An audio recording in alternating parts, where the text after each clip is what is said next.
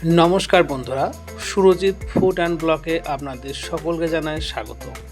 আজ বানিয়ে দেখাবো সজনা ফুলের এইরকম মুখরোচক পকোড়া, যা সপরিবারের সঙ্গে বৃষ্টির দিনে কিন্তু জমে যাবে। চলুন দেরি না করে শুরু করে দিই। তার জন্য আমি গাছ থেকে কিছু সজনে ফুল এবং নাসনে ফুল পেড়ে নিয়েছি এবং সেগুলিকে ভালো করে ধুয়ে এবং পরিষ্কার করে নিয়েছি। এখানে সজনে ফুলের সঙ্গে আমি নিয়ে নিলাম পেঁয়াজ কুচি এবং কাঁচা লঙ্কা কুচি, তারপর দিলাম পরিমাণ বা স্বাদ মতো লবণ এবং হলুদ, দিয়েছি ধনিয়া পাতা কুচি, দিলাম একটু জোয়ান, দিয়েছি 1 চামচ কালো জিরে, দিয়েছি চালের গুঁড়ো, আর দেব হচ্ছে বেসন। এবার সমস্ত উপকরণগুলো আমি ভালো করে আগে একটু মিশিয়ে নেব। তারপরে জল দিয়ে আমি একটা কিন্তু ডো তৈরি করে নেব। অল্প অল্প জল কিন্তু ব্যবহার করতে হবে, একবারে বেশি জল কিন্তু দেওয়া যাবে না। এই সজনা ফুলে vitamin A, vitamin B one, vitamin B two এবং ভিটামিন বি3 প্রচুর পরিমাণে পাওয়া যায়। এছাড়া আছে ফসফরাস, পটাশিয়াম, ম্যাগনেসিয়াম এবং হচ্ছে আয়রন। এছাড়া এই সজনা ফুল খেলে আমাদের পা ফোলা ভাব, মাড়ি এবং দাঁত মজবুত হয়।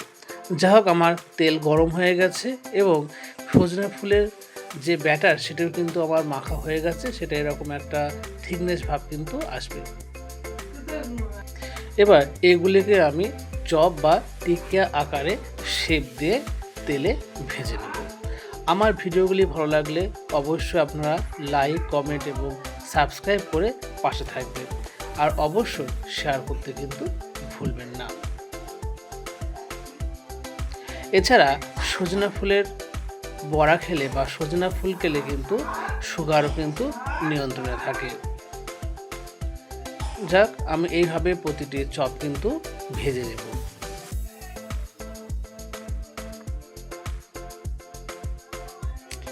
আপনাদের কাছে রিকোয়েস্ট রাখি, যারা এখনও পর্যন্ত আমার চ্যানেলটিকে সাবস্ক্রাইব করেননি, অবশ্যই সাবস্ক্রাইব করে পাশে থাকবেন।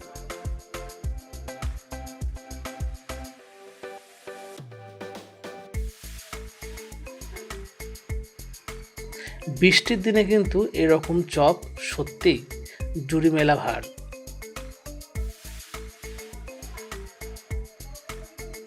খেতেও কিন্তু দুর্দান্ত স্বাদ হয়।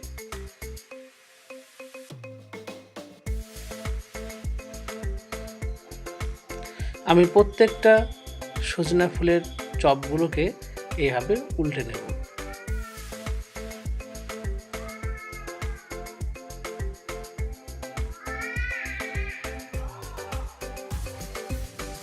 যা হোক, আমি ভালো করে এপিট ওপিট ভেজে নিয়েছি। এবার এগুলোকে তুলে ফেলার পালা।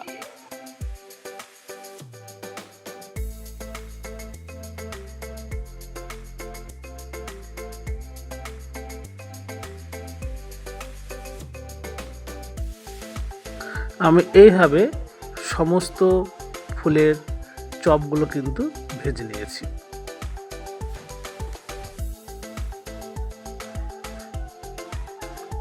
কত সুন্দর গোল্ডেন কালার কিন্তু দেখতে লাগছে।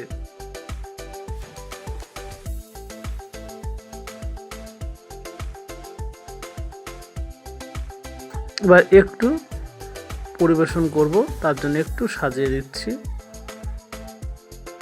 আপনারা অবশ্যই বাড়িতে একবার হলেও এই বড়া করে খাবেন।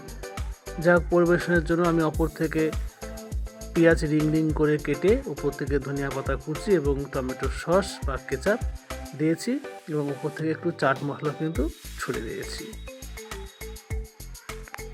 ভিডিওটি কেমন লাগলো অবশ্যই আমাকে কমেন্টের মাধ্যমে জানাবেন।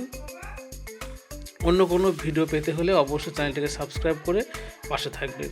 ভালো থাকবেন, সুস্থ থাকবেন। আজকের মতো আসছে, দেখা হবে নতুন কোনো ভিডিও নিয়ে।